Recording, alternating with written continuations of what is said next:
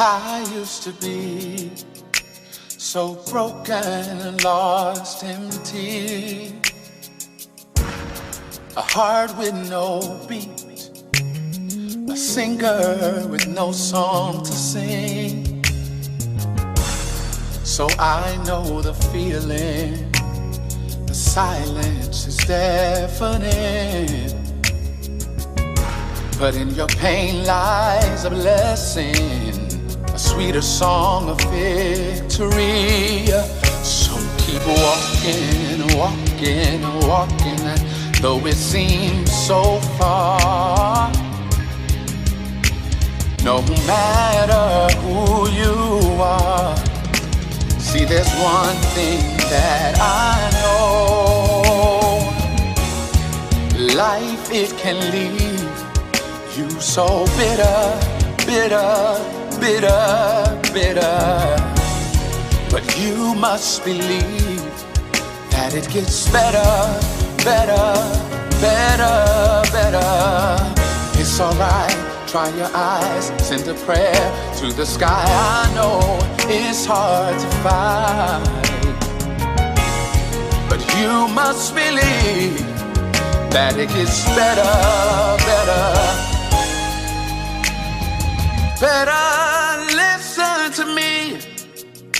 I know you're scared and your heart is bleeding, but what are you gonna do now? I think it's time for you to break free and keep walking, walking, walking, though it seems so far. It doesn't matter.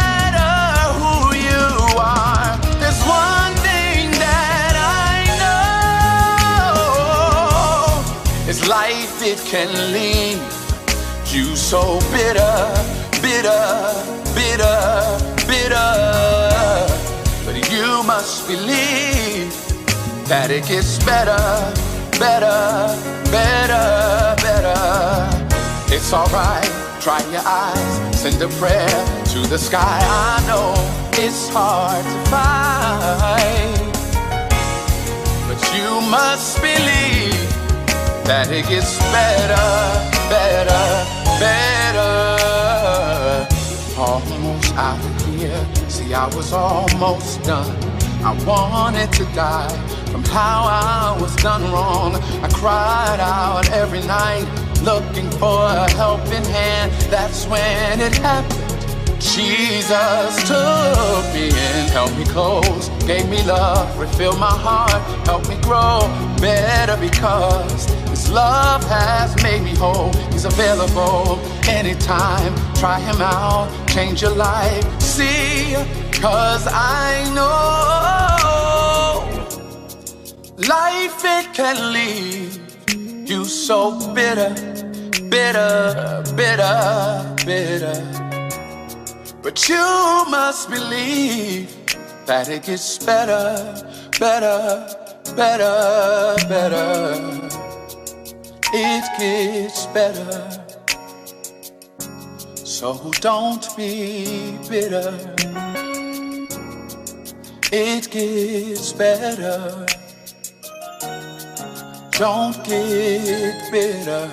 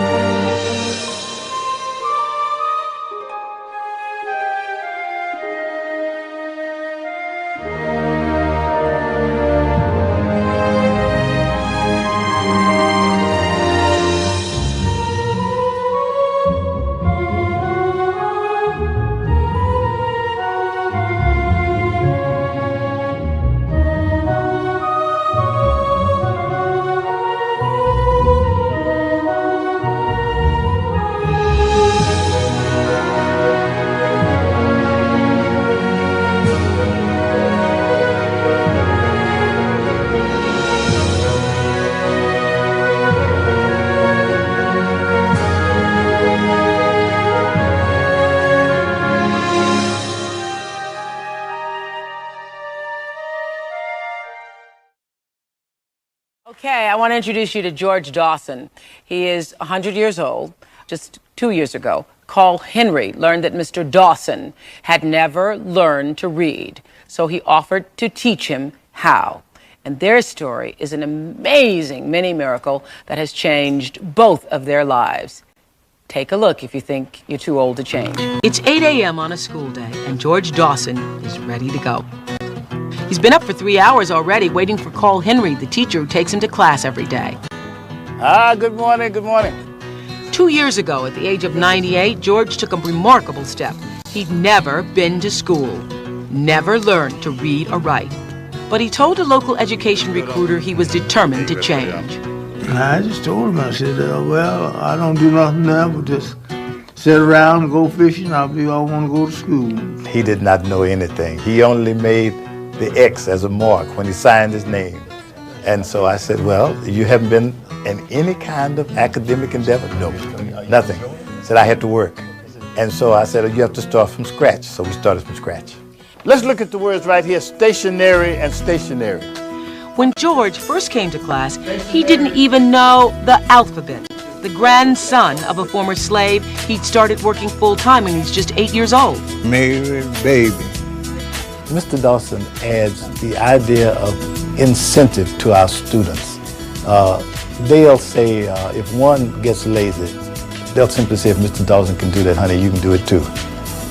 Every day a new milestone. George, who once lost a promotion when he signed his name with an X, now writes his own name. And this year, when his classmates threw him a surprise 100th birthday party, George could read his own cards for the very first time. Best of all, George now can read his favorite book, the Bible. It is an achievement that has touched the hearts of George and of his teacher. In a way, Mr. Henry is my angel. Watching Mr. Dawson learn to read has been one of the greatest experiences of my life. Mr. Dawson was determined that he was going to learn how to read, and that determination fueled one of the most outstanding quests for knowledge that I've ever seen. It has been a fantastic miracle. Got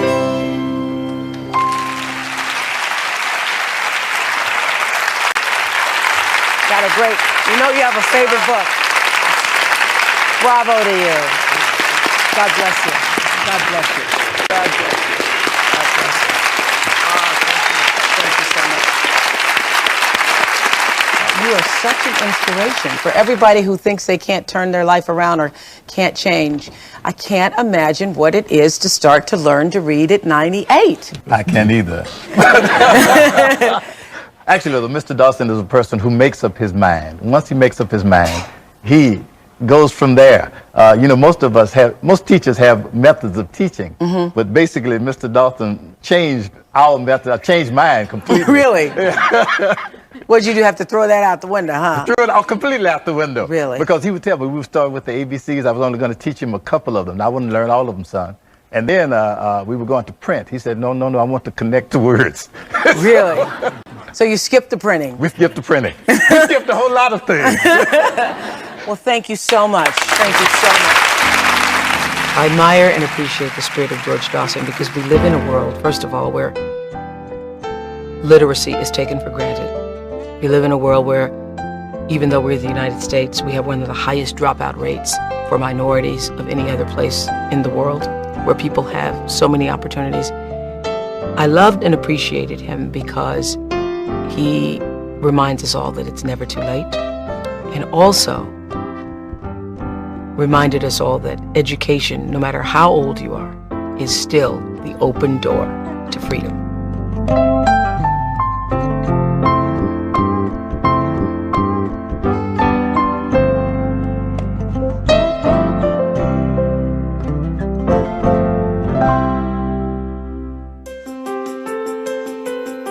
When you enter the doors of George Dawson Middle School here in Southlake, Texas, you will walk past the bust of the man this school is named after, George Dawson. For many students, George Dawson is not a well-known name, but his life is something to be remembered. Every morning I wake up, I look at a poster of a quote that my grandfather said, and it says, "It's never too late to realize your dreams." I learned to read at 98 years old.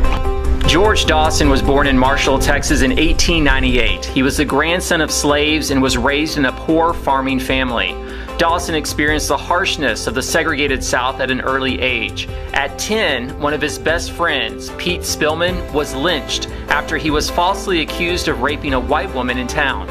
Dawson witnessed his lynching and expressed his anger in the book Life is So Good, a book he co-wrote with Richard Globman.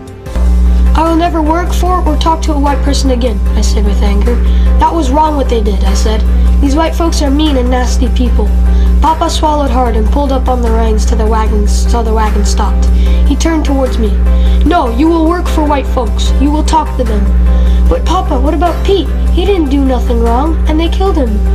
Papa looked at me and said, some white folks are just mean and nasty. Some were just scared. It doesn't matter. You have no right to judge another human being. Don't you ever forget it, my father had spoken.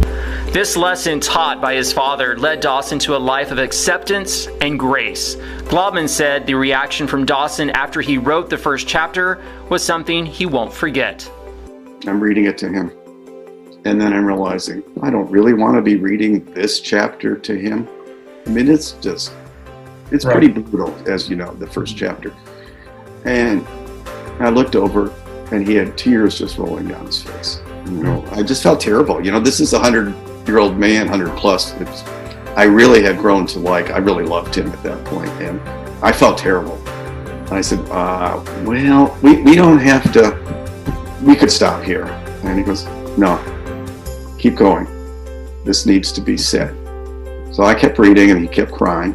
Dawson was never able to go to school and was illiterate for most of his life. When he turned 98, he found out about an adult education class taught by Carl Henry in Dallas, Texas. The story of learning how to read at 98 gained national attention and eventually got Dawson a segment on the Oprah Winfrey Show. Globman, who was an elementary school teacher in Seattle, Washington, heard about Dawson's story in a local newspaper and was inspired to write a book about his life. And it was about George Dawson celebrating his birthday party at school, his 100th birthday party. And I realized as I read the article, he was probably reading his birthday cards by himself for the first time in his life at age 100. Even though Dawson couldn't read for most of his life, that did not stop him from traveling the world and finding work. He would calmly jump on and off freight trains with hobos. He traveled from Texas to Canada and even Mexico. It wasn't easy for a colored person to be traveling back then. Matter of fact, it could be dangerous. The Klan was growing and running strong then.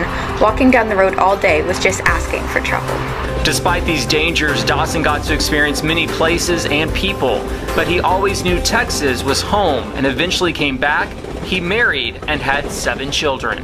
He was a lovable person. He was like a great inspirational person. He was great, he was humble, always willing to lend a helping hand whenever wherever his neighbors needed something, he was there. Dawson worked at Oak Farms Dairy in Dallas for close to 30 years. Even though he could not read, he could fix anything just by paying attention.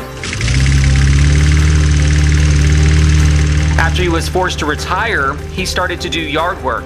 One experience working at a white woman's house allowed him to stand up for what he believed.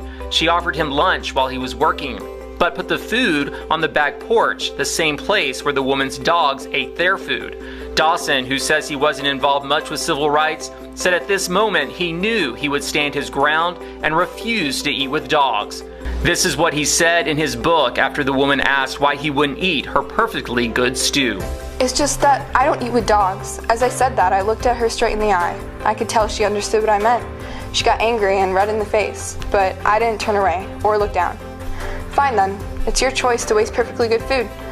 I just hate to see that happen. Despite what I was feeling inside, I kept a level voice. I hate to see food wasted too, ma'am. Her face softened a bit when I agreed with that. I went on, but I eat with people. I'm a human being. Dawson knew he had to make a stand to be an example for his children. Dawson was a man who was humble and respectful and always looked at the bright side of life despite his challenges. Well, once I got to know him, he always was. He's a really warm man with a real sense of humor and just just liked people, liked to be around people, liked people. One time when Globin was at Dawson's house, he noticed a mouse in the kitchen and asked Dawson to kill it. See that potato in the corner? He goes and nibbles on that. I just leave it on the floor for him and he doesn't bother with nothing else. Years ago, I would have killed him in a trap. Now I just figure he needs to eat a little, but he ain't trying to cause me any harm. A potato lasts him a long time. When he finished that, I'll just set out another if I have one. All of Dawson's children graduated from high school and college. One of his major accomplishments after learning the alphabet was to sign his own name, after many years of only signing his name with an X. He also loved baseball and was known for his ability to break horses. His favorite book was the Bible. Every year, the administrators at Dawson Middle School come here to Lincoln Memorial Park in Dallas to put flowers on Dawson's grave. They hope the students who enter Dawson Middle School won't forget the life and example of George Dawson. The quiz that we always give kids is, who's George Dawson? And they can always tell us, hopefully, bare minimum, that he learned to read at 98 years of age. But I think if they can understand that at an even deeper level, it's about never stopping learning. I mean, that's what we do in education, right? We try to create lifelong learners. That's one of our catchphrases as educators, but that's living it. That's somebody who said, even at 98 years of age, never having had the opportunity to learn how to read, let's go, let's learn. George Dawson died at 103 years old on July 5th, 2001. He was aware that George Dawson Middle School was going to be named for him before his death. From his ability to never give up on education, to his heart, and his outlook on life, Dawson always remembered this quote from his dad, and it is something we should never forget. Life is good. I do believe it's getting better. Then you will truly be success. Turn the page. And we know all things work together for the good. Gotta work together. The good. Gotta work together. Oh. And we know all things work together for the good. Gotta work together. The good. To those who love God. Keep God's word on your lips. To those who are called. Meditate on it day and night. According to His Be careful purpose. to do what Purpose. He says. It's His purpose, not mine. And we know all things work together for the good. Gotta work together. The good. Gotta work together. Oh. And we know all things work together for the good. Gotta work together. The good. To those who love God. Keep God's word on your lips. To those who are called. Meditate on it day and night. According to His purpose. Purpose. It's His purpose, not mine. It's day 3 of our 90-day challenge, and we're unpacking purpose day by day. The topic for your consideration today is waiting to be remembered. Genesis, the 40th chapter and the first verse reads in this way: Sometime later, the cupbearer and the baker of the king of Egypt offended their master, the king of Egypt. Pharaoh was angry with his 2 officials, the chief cupbearer and the chief baker, and put them in custody in the house of the captain of the guard, in the same prison where Joseph was confined. The captain of the guard assigned them to Joseph, and he attended them. After they had been in custody for some time, each of the 2 men, the cupbearer and the baker of the king of Egypt, who were being held in prison, had a dream the same night, and each dream had a meaning of its own. When Joseph came to them the next morning, he saw that they were dejected. So he asked Pharaoh's officials who were in custody with him in his master's house, "Why do you look so sad today?" "We both had dreams," they answered, "but there is no one to interpret them." Then Joseph said to them, "Do not interpretations belong to God? Tell me your dreams." So the chief cupbearer told Joseph his dream. He said to him, "In the dream, I saw a vine in front of me, and on the vine were 3 branches. As soon as it budded, it blossomed, and its clusters ripened into grapes. Pharaoh's cup was in my hand, and I took the grapes, squeezed them into Pharaoh's cup, and put the cup in his hand." "This is what it means," Joseph said to him. "The 3 branches are 3 days. Within 3 days, Pharaoh will lift up your head and restore you to your position, and will put Pharaoh's cup in his hand, just as you used to do when you were his cupbearer. But when all goes well with you, remember me and show me kindness. Mention me to Pharaoh and get me out of this prison. I was forcibly carried off from the land of the Hebrews, and even here I have done nothing to deserve being put in a dungeon." When the chief baker saw that Joseph had given a favorable interpretation, he said to Joseph, "I too had a dream. On my head were 3 baskets of bread. In the top basket were all kinds of baked goods for Pharaoh, but the birds were eating them out of the basket on my head." "This is what it means," Joseph said.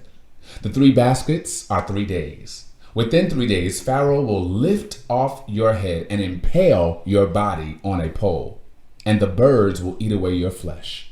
Now the 3rd day was Pharaoh's birthday, and he gave a feast for all his officials. He lifted up the heads of the chief cupbearer and the chief baker in the presence of his officials. He restored the chief cupbearer to his position so that he once again put the cup into Pharaoh's hand. But he impaled the chief baker just as Joseph had said to them in his interpretation.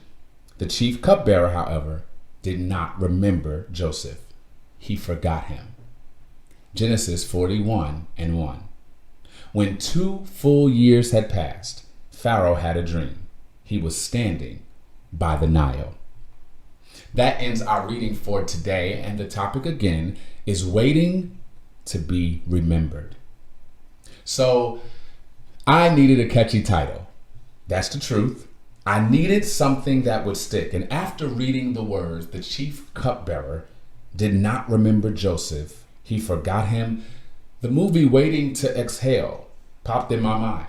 Waiting to Exhale was an American romance film directed by Forrest Whitaker in 1995, adapted from Terry McMillan's novel about 4 friends who connect as sisters over the same problem. None of them can keep a man.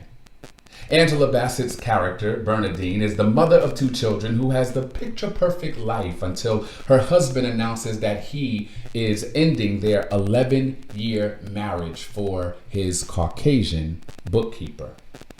The random thought I had after reading Joseph's story in Genesis about the movie Waiting to Exhale then triggered another thought. Now I am totally distracted. I am reminiscing on how good the movie was, and I'm thinking about Whitney Houston's voice, and I'm thinking about my mother who played by cassette the Waiting to Exhale theme song, otherwise known as Shoot, Shoot, Shoot. I mean, y'all, we shoot on Saturday, we shoot on Sunday. I was shooting and didn't even know what shoot meant. And here I am now reminiscing over these memories, and I'm thinking, there has to be a connection.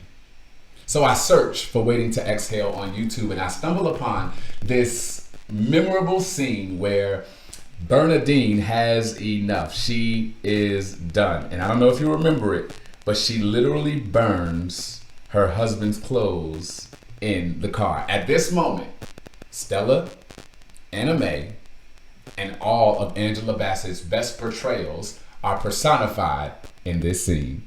This motherfucker is psychotic. I bet you there's serial killers less anal. 1, 2, 3. I need you to be the background and my foreground. 732. 732. They don't want him to be improperly influenced. Well, guess what, John? You're the improper influence. Get your get your and get out!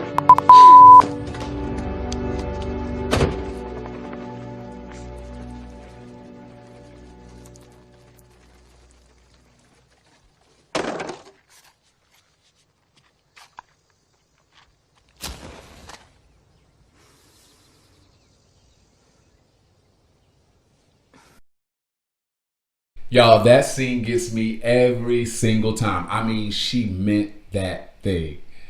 And these are all the colliding and contrasting thoughts that I am sitting with as I am preparing this message today on purpose. And then it hit me. I got a revelation.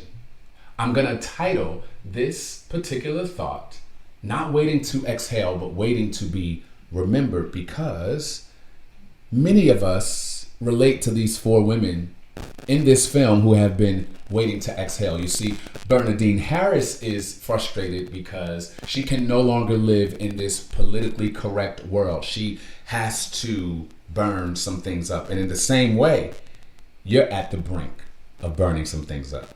In the same way, if you're honest, you don't need one more church cliche. You are good on that. You don't need one more thing giving you false hope. Nah, you're good on that. You are waiting to exhale because you are waiting to be remembered.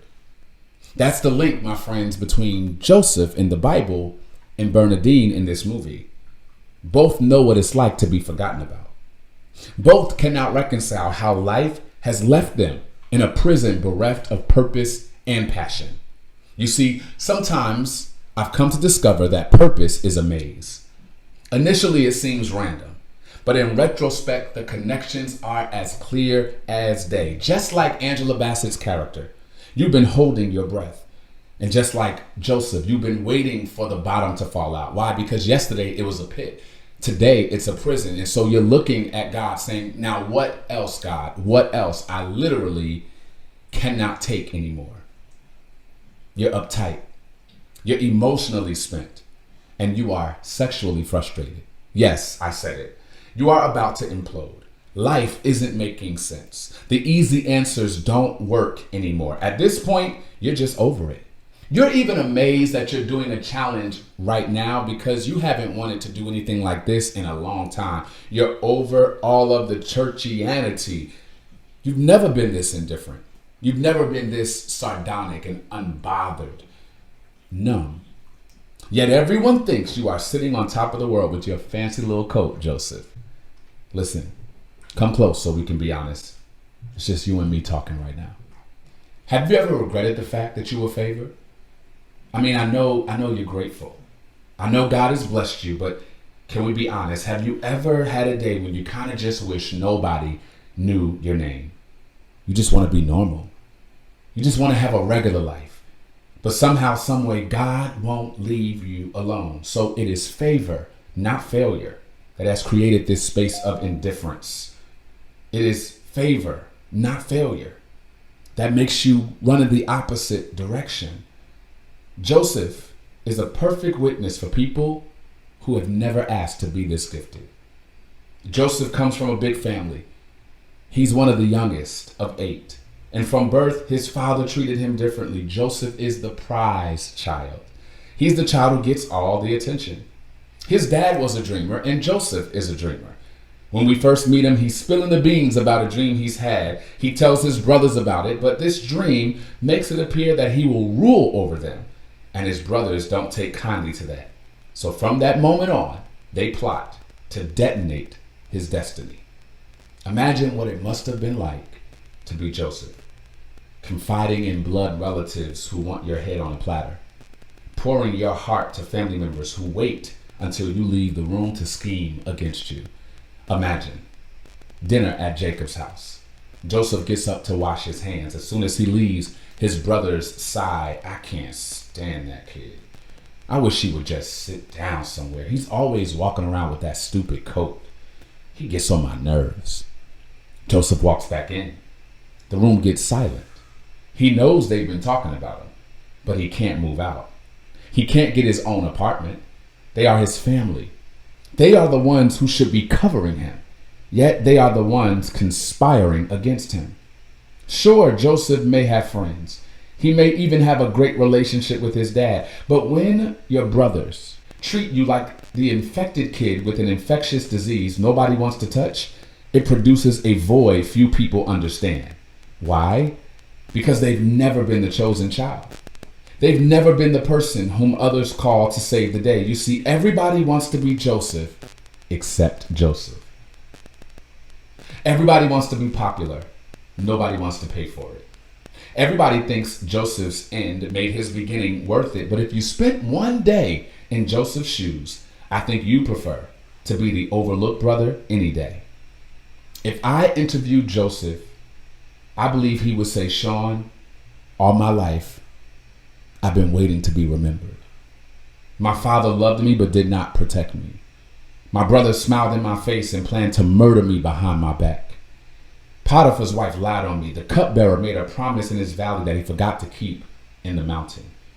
The chief cupbearer, says scripture, did not remember Joseph. He forgot him. The cupbearer got amnesia, but in Joseph's mind, God forgot.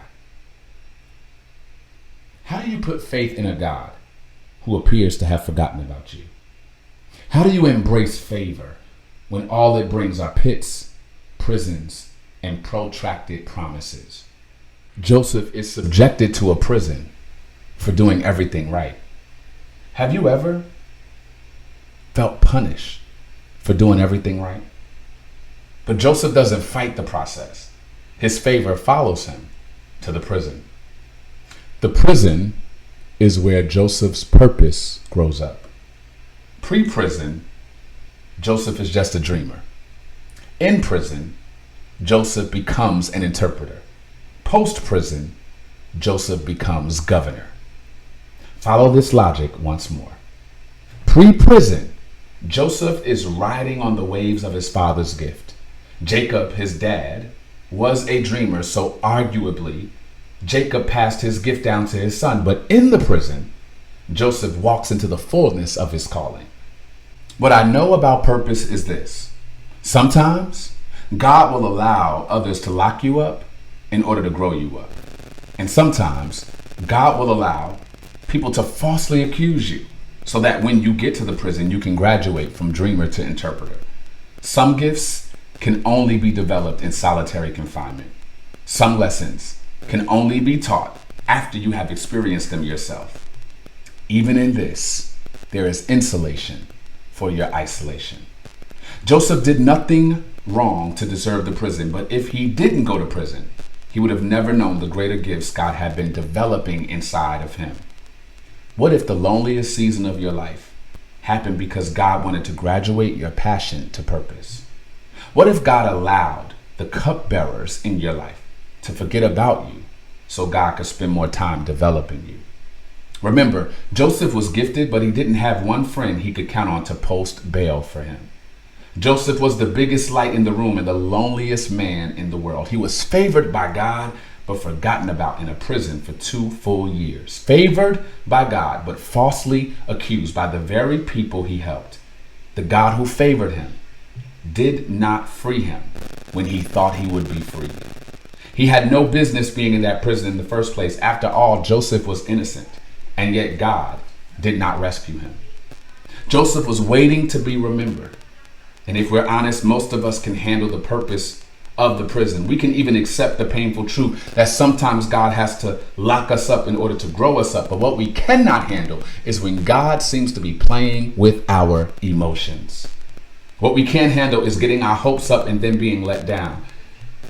I don't like it when I find myself running toward a treasure and realizing later it was just a trick. I don't like it when all of us can say, I've been Joseph before, because someone promised to remember us when they got out, and then after they used us, they forgot about us. Somebody promised to marry us, and then they married our best friend. Somebody promised to put a good word out for us, but didn't keep their word to us. Now, we're not just in prison, we also feel played. You liked me enough to use me, but you didn't love me enough to remember me.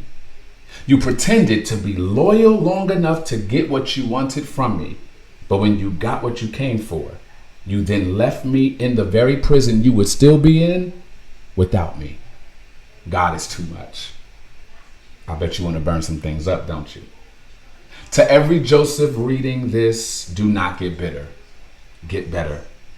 You are too close to the end of your overlooked season to remain stuck in yesterday. God will restore the years.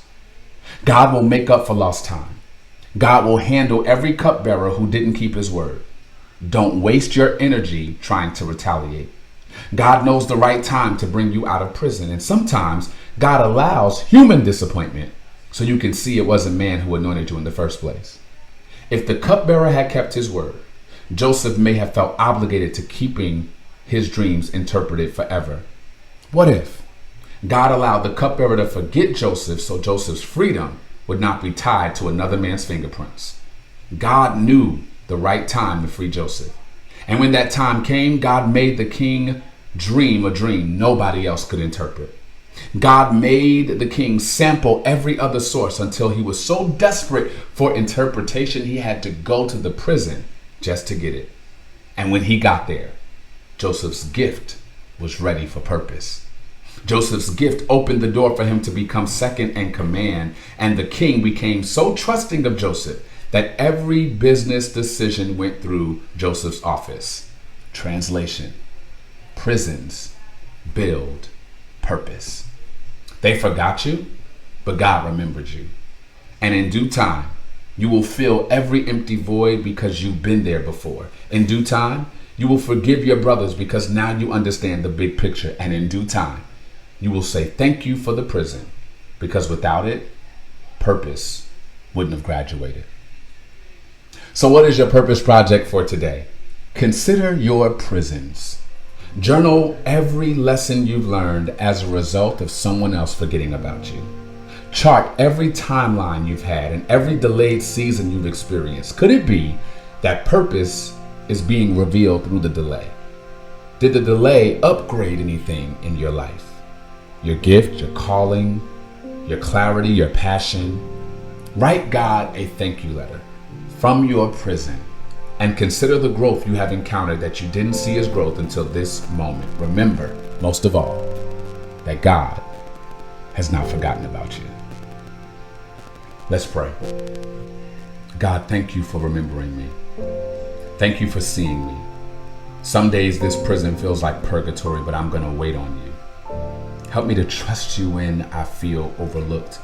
When regret tries to grip my heart, I will recall these truths to my mind. You are in control. You have not forgotten, and you always provide. In Jesus' name, amen. I am going to wait on you.